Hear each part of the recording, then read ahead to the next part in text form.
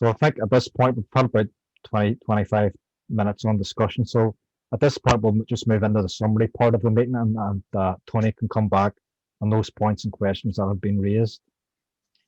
Okay, if I take it in order, the first question I raised, the Abraham Accords and the efforts of Donald Trump to secure recognition of Israel by the Arab states, the UAE,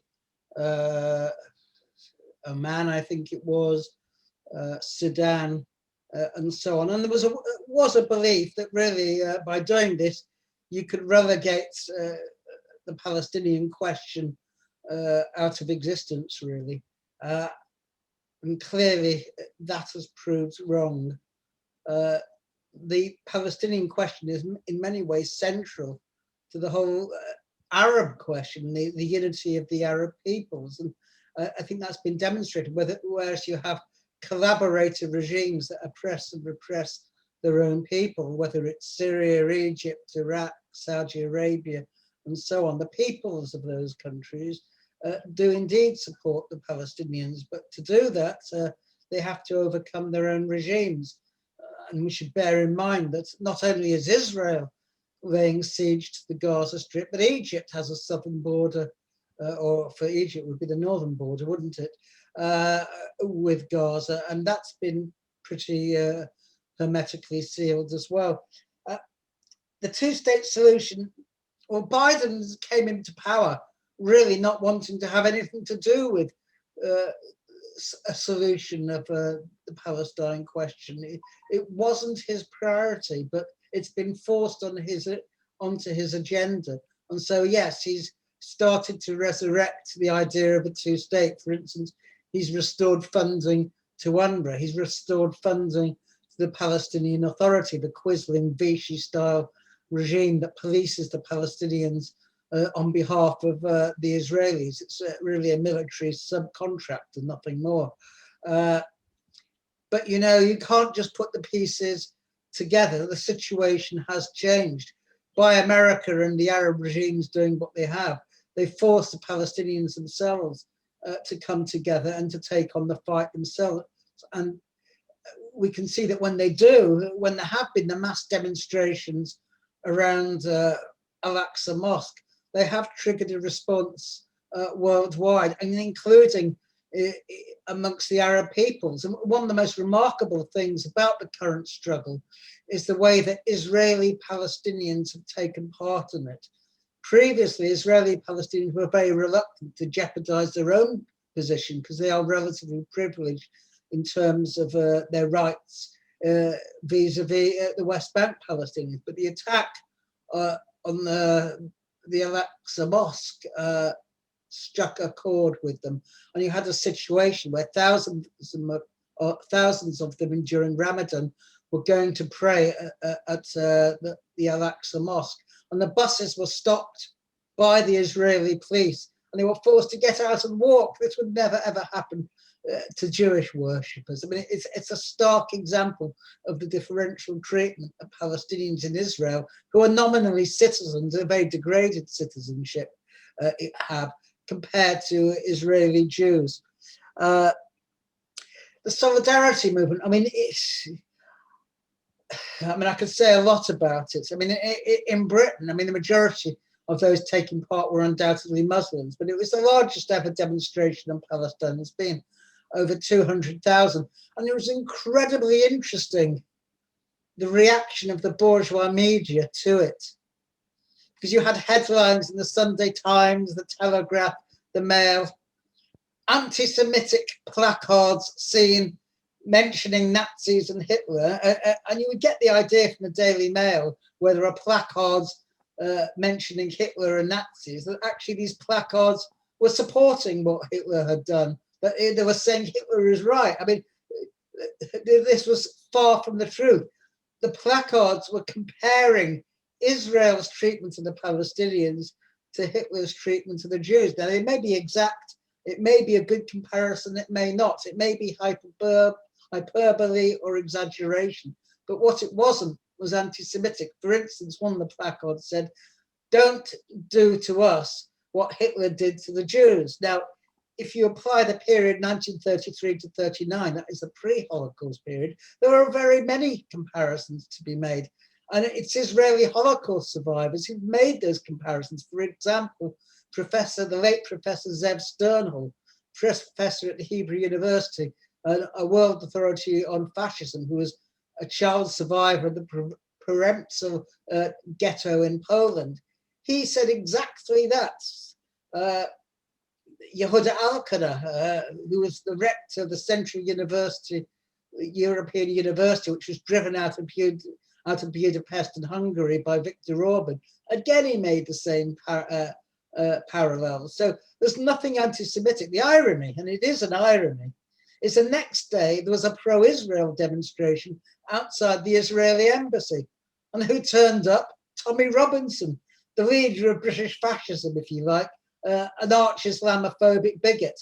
And he was given a hero's welcome by the less than 1,000 demonstrators who were there.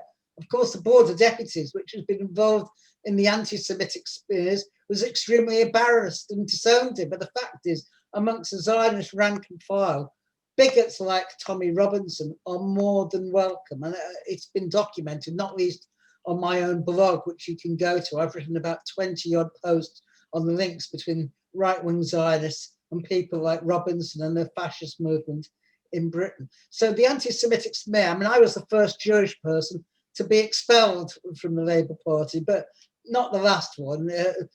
I was expelled in the context of the anti-Semitism smears, but the actual things you get done for, me, Jackie Walker and many others, is never anti-Semitism because, of course, they can't prove it. I think in the long term, it's a declining asset. It's like saying that opponents of apartheid were motivated by the hatred of people who are white.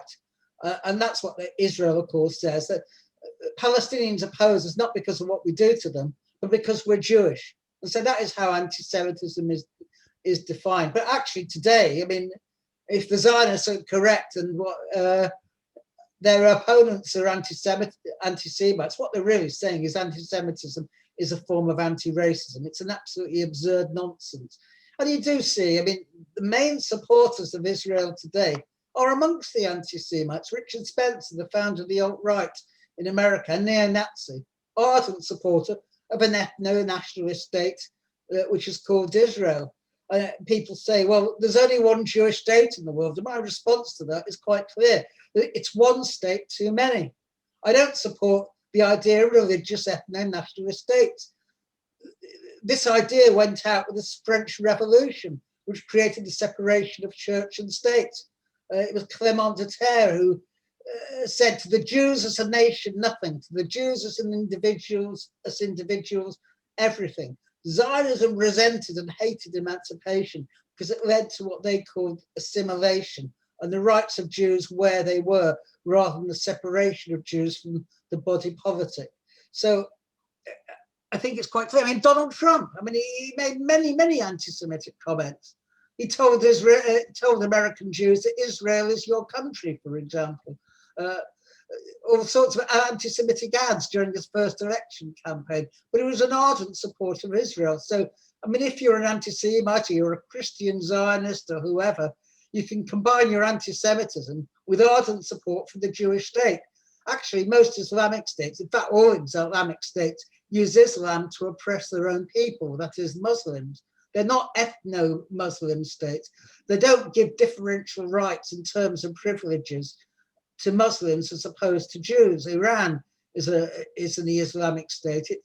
It has the largest Jewish community in the Middle East, apart from Israel itself. It doesn't oppress or discriminate against its Jewish population. You don't see the Iranian military or police marching into synagogues, firing stun grenades, as you saw with Israel in the Mosque of Al-Aqsa. So I think we have to be clear about this.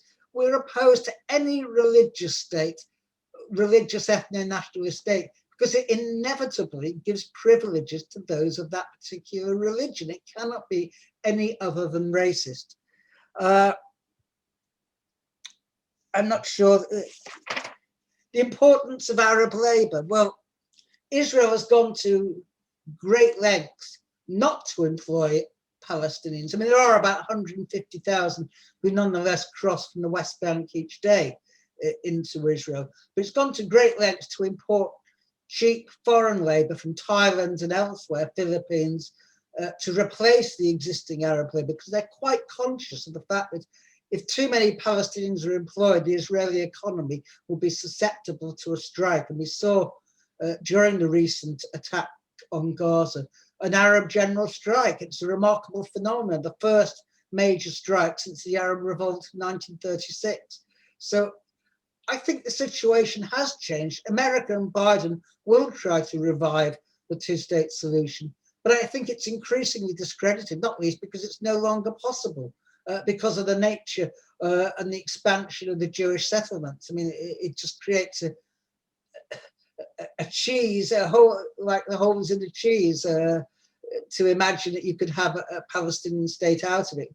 Compared to, I mean, South Africa compared to Israel was a model of probity, because the Bantustans were at least fairly composite, whereas in the West Bank, I mean, the Palestinian state really is not tenable without the removal of settlements, and removing the settlements would be like cutting the right arm off the Zionist body. It won't happen. And in any case, even if it did happen, just supposing, all it would do is create two ethno-nationalist states on either side of the border. I mean, the saying of James Connolly comes to mind when he said of partition, that it would create a carnival reaction on both sides of the border. That would be the case with two states. So I think really two states today, although people pay lip service to it, is dead in the water. As to the Palestinian solidarity movement, I think there has actually been a great upsurge. I have no doubt whatsoever that when Biden phoned Netanyahu, which he did 4 times, to get a ceasefire, he made it clear to Biden that the longer his attack on Gaza continued, the more political support for Israel was draining away in the United States, not least, of course, amongst Jewish people.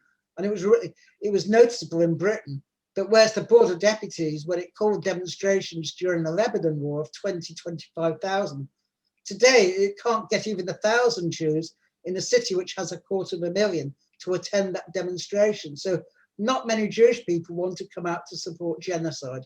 So is Israel an apartheid state? Yes. Its political economy is different from South Africa. As I said, South Africa relied on the exploitation of black Arab labor, whereas in Israel, they exclude that labor as far as possible. But the underlying mechanisms of control remain the same. It means in one state, you have supremacy of one racial group, Jews, over another racial group, the Palestinians. And I use race not because I believe there are any such things as race, but because they're defined groups of people according to the provisions of state law itself. So yes, I think without a doubt, Israel is an apartheid state. Doesn't mean it's exactly the same as South Africa, but under international law, it would be defined as an apartheid state. Okay, thank you very much.